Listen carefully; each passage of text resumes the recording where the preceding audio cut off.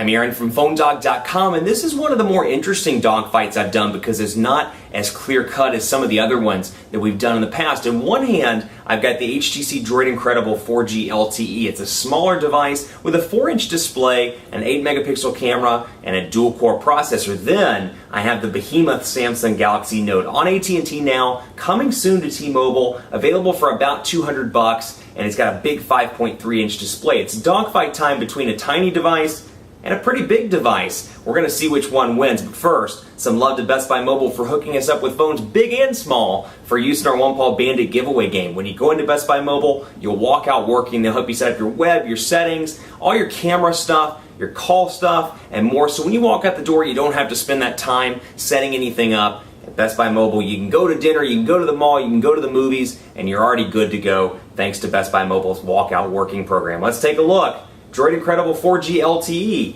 Samsung Galaxy Note. Let's see which one comes out on top in a dogfight battle. At first glance, they seem like two very different smartphones, and they really are when you look at them. You've got the HTC DROID Incredible 4G LTE over here on the left. It's Verizon's newest Android smartphone, or at least one of their newest ones. The Galaxy S3, I think, is a little bit newer, by about a week. But you know what? That's peanuts in comparison. In smartphone world, that's not that much. You got the DROID Incredible 4G LTE over here, the Samsung Galaxy Note over on the right side, an iconic device with a big 5.3-inch display. We call it a phablet because it borders between a phone and a tablet, so we think, why not call it both? It can be both. So, you know, you're coming into this, let's say you got $200, you got $300, you're going to spend it on a new smartphone, and you're going to commit to it for 2 years. You're not sure, well, maybe I should go with a smaller design, the traditional smartphone form factor, or perhaps I should go with a 5.3-inch tablet phone because I browse the web a lot, or I watch a lot of music videos, or I use YouTube, whatever the case may be, something that will allow you to take advantage of that 5.3-inch display. It's a tough call, and my hope is that the dogfight will help you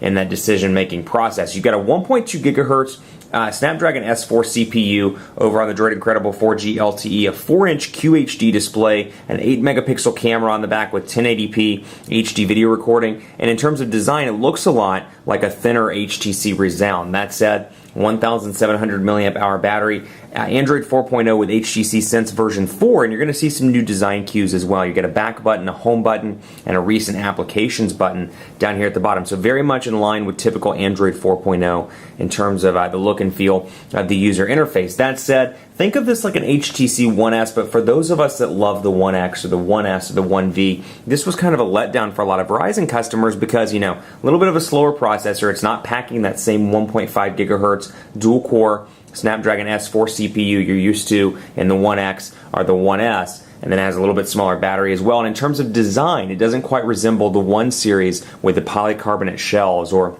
perhaps the metal backing. It's got kind of that Verizon Droid look and feel to it with some specs. Unfortunately, like I said, it doesn't have the faster processor, but it also doesn't have image sense capabilities either. So it's got the 8-megapixel camera, and it's a very good 8-megapixel camera. But if you like the burst shot features or any of those cool camera features that you've got on the One X or the One S, unfortunately, you don't have those over here. That said, it's available at Verizon for $149.99. So actually, it was a good deal, or was, you know, in comparison to the One X, a good deal. But now that the One X is $100 at AT&T, if you're looking between carriers, the One X is going to be your better device if you're committed to HTC and HTC alone. Then you have the Samsung Galaxy Note over here, available at AT&T, and as of August 8th, available at T-Mobile as well. It's packing a 1.5 gigahertz dual-core Snapdragon S3 processor. So keep in mind, slower clock speed, newer processor, faster clock speed, older processor.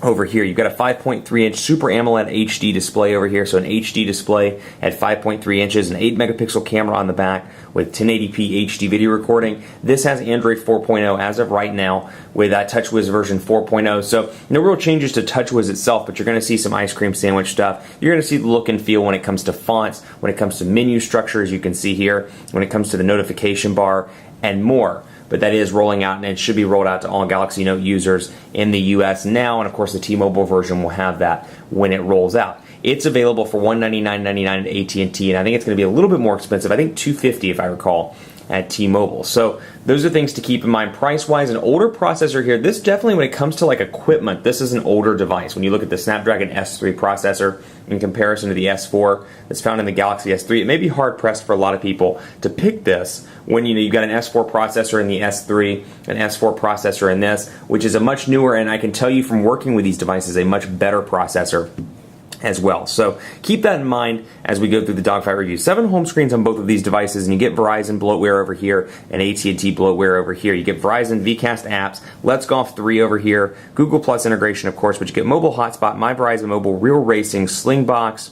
You get VZ Navigator, Verizon Video, VCast tones, and more. Now, unfortunately, you can go in and see all of these, of course, through the Verizon Applications menu here, and it actually bundles together Amazon Kindle and MP3 and more over here. But unfortunately, there is no ability to remove the Verizon stuff. Over here, AT&T Navigator, ready to go. Crayon Physics, you got the Google Plus integration as a result of it being Android 4.0. Then you have YP Mobile, and then you have some new Samsung stuff. Coming with Android 4.0 on the Galaxy Note includes not only S Memo, but S Note as well, which we'll talk about in part 2, and you can use the pen that comes pre-installed on the Galaxy Note to take advantage of some of those features. Now, the AT&T stuff over here, at least in older versions of Android, could be uninstalled. Let's take a look here while I'm thinking about it and go to Applications, for example, and we'll go to AT&T Navigator, and we can uninstall the updates, but let's see if we can actually uninstall the application itself. And again, you can see the ice cream sandwich look and feel here. If you have this device or you've looked at it prior to the Android 4.0 upgrade, you can see the changes when it comes to the fonts and more. But it looks like the AT&T stuff, unfortunately, is not able to be uninstalled in Android 4.0, so keep that in mind. But very different design, very different look and feel. And let's take a look at messaging and jump right into that without further ado. So I've got the Quick Brown Fox sample message loaded up over here, actually from a previous Dogfight. And we'll go ahead and delete this out. So 4-inch display over here. It's a QHD display, so it's not quite HD, but you got a 4-inch display, bigger than the iPhone, smaller than the Galaxy S3, the 1X, the 1S, and more. So it's only 4 inches. For people that are coming from a different device like the 1X or the 1S, or perhaps something with a 4.3 or 4.5 inch display, you may feel a little bit of a crunch coming down to this, but it does have the Sense keyboard over here, which we can say the Quick Brown Fox. Fox says hello. Quick Brown Fox says hello. Portrait to landscape transitions are relatively easy. That said, it is a 4-inch display. If you're coming especially from something like this, you're going to notice a difference. So this has a 5.3-inch display with Samsung's keypad pre-installed. You get a couple of different options, if I recall. Keypad, then you get swipe pre-installed as well. And then you have the Android keyboard out of the gate. And because this is an Android 4.0 device, you do get the stock Android keyboard. So we can say the Quick Brown Fox is happy to be here.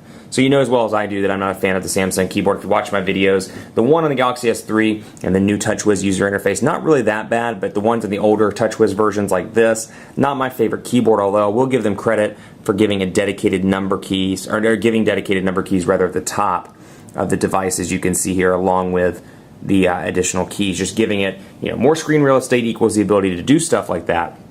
And landscape, portrait transitions, relatively quick here, thanks to Ice Cream Sandwich and thanks to some of the architecture improvements there. But you do get a couple of keyboards out of the box here. All you get is HTC's keyboard, and also something that I don't care for on this, and something Verizon's doing with this and the Galaxy S3, and I presume future Android devices. They get this pesky little Wi-Fi notification that stays in the top, and on the Droid Incredible 4G LTE, it just stays up here in the left-hand corner, top left-hand corner at that, pretty obnoxiously if you don't want to use Wi-Fi. So regardless of whether you use Wi-Fi on a regular basis or not, you got the ability to access it, but unfortunately they keep it there, and it shows an ongoing, and you can't remove that, so Wi-Fi off can't be removed, as you can see here. And it's one of those things, of course, they've gone to share everything, but they really want you to use Wi-Fi. They really want you to know you have Wi-Fi, and if you don't choose to use it, unfortunately, it stays up at the top. I think it's a poor business move. It's kind of frustrating, and for those of you that are like me and don't like to clear your notification bar out of additional notifications, unfortunately, you don't have the ability to do so on the Droid Incredible 4G LTE. Now, over here, you don't get that.